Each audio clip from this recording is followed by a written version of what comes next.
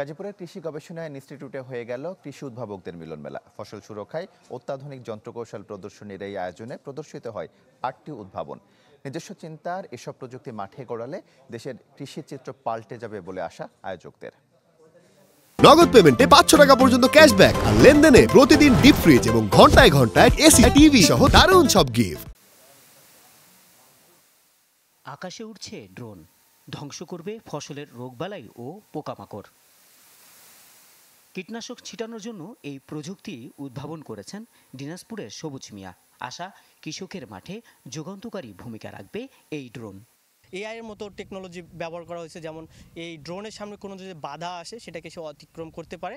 জমির যে ইমেজ আছে সেগুলোকে নিয়ে আমরা সফটওয়্যারের মাধ্যমে প্রসেসিং করে সেখান থেকে একটা ফিডব্যাক নিতে পারবো যে জমির বর্তমান পরিস্থিতি কী। ন্যানো ফার্টিলাইজার ব্যবহার করতে গেলে এই ধরনের ড্রোন লাগবে। বাংলাদেশের ড্রোন নীতিমালায় কৃষি ড্রোনের জন্য উপযোগী নীতিমালা কিন্তু বিস্তারিত বলা নেই।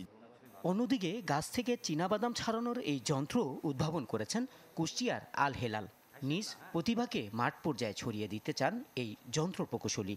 একটা শ্রমিক যে বাদামটা ছাড়ায় তাতে কেজি প্রতি 20 টাকা থেকে 21 টাকা খরচ পড়ে, আর আমার এই মেশিনটা দিয়ে কাজ করলে পারে এটাতে খরচ পড়ে 10 থেকে 13 টাকা। মাঠে বসে তার জমিতে মাটিতে কী পরিমাণ পিএইচ রয়েছে এবং মাটির উর্বরতা শক্তি অর্থাৎ এনপিকে লেভেলটা কীরকম রয়েছে এবং হচ্ছে যে মাটিতে কী পরিমাণ আর্দ্রতা রয়েছে সহজে আমরা জানতে পারবো। শুধু আল হিলাল বা সবুজ মিয়া নন, দেশের নানা প্রান্তের উদ্যোক্তারা তাদের উদ্ভাবিত প্রযুক্তি নিয়ে হাজির হয়েছিলেন বাংলাদেশ কৃষি গবেষণা ইনস্টিটিউট আয়োজিত এক কর্মশালায়। কৃষি যন্ত্রপাতি ও লাক্সই প্রযুক্তি উদ্ভাবনের মাধ্যমে ফসল উৎপাদন ব্যবস্থাকে অধিকতর লাভজনক করতে এফএমডিপির প্রকল্পটি হাতে নিয়েছে প্রতিষ্ঠানটি। স্বপ্ন আর উদ্ভাবনী চিন্তার সাথে কৃষির নতুন দিগন্ত উন্মোচনের লক্ষ্যে এই প্রতিভা অন্বেষণ বলে জানান আয়োজকরা।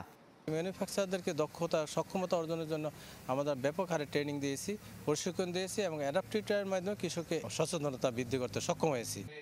শুধু যন্ত্র তৈরি নয়, পাশাপাশি এর ডিজাইনের উপরও জোর দিতে হবে বলে জানান বাংলাদেশ কৃষি গবেষণা ইনস্টিটিউটের মহাপরিচালক। প্রোডাক্ট তৈরি করতে গেলে প্রোডাক্ট ডিজাইনের উপরে আমার আসলে আগে ধারণা থাকা উচিত, এবং আমাদের প্রোডাক্ট যেগুলি হয় সেগুলি আসলে আমার নিজের কাছে দেখতে সুন্দর লাগে না। 2020 সালে শুরু হওয়া প্রকল্পটি শেষ হবে 2025 সালের জুনে। তো খুবই জরুরি দরকার। রহমান ফয়েজ, চ্যানেল 24, গাজীপুর।